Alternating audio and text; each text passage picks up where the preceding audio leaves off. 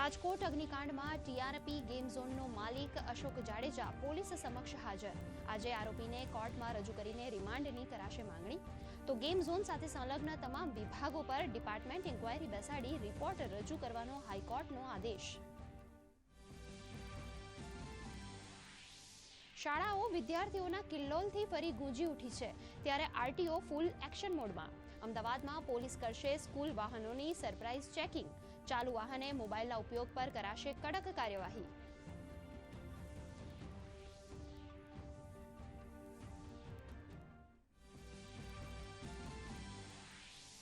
Kuwait અગ્નિકાંડમાં મૃત્યુ પામેલા 45 ભારતીયોના મૃતદેહ લઈને કોચી પહોંચ્યું એરફોર્સનું વિમાન.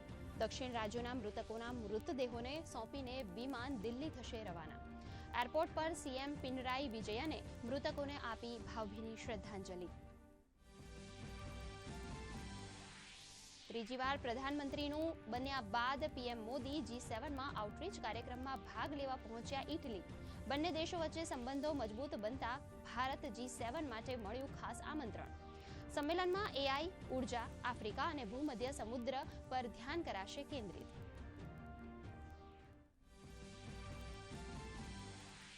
યુક્રેનમાં ભીષણ યુદ્ધ અને ગાઝામાં સંઘર્ષ વચ્ચે ઇટલીમાં G7નું આયોજન.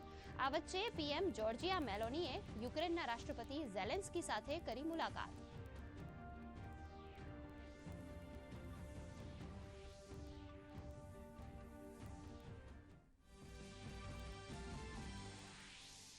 લોકસભા સ્પીકર પદ માટે 26મી જૂને યોજાશે ચૂંટણી.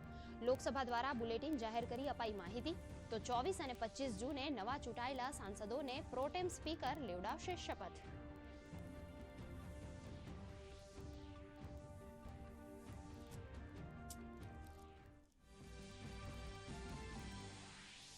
બિહારના બક્સરમાં સૌથી વધુ 47.02 ડિગ્રી નોંધાયું તાપમાન.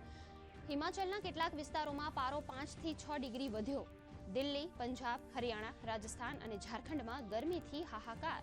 તો દેશના પૂર્વ દક્ષિણ ભાગોમાં હળવાથી ભારે વરસાદની હવામાન વિભાગની આગાહી. રાજ્યમાં 17મી જૂનથી ચોમાસું સક્રિય થશે તેવી હવામાન નિષ્ણાત અંબાલાલ પટેલની આગાહી. તો છેલ્લા 24 કલાકમાં ગુજરાતના 15 તાલુકાઓમાં વસ્યો 1 ઇંચથી ઓછો વરસાદ.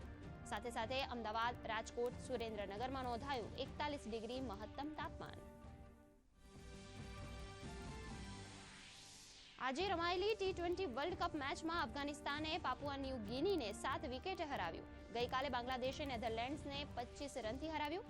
તો ઇંગ્લેન્ડે માત્ર 19 બોલમાં લક્ષ્ય હાંસલ કરીને ઓમાનને 8 વિકેટથી આપી માત.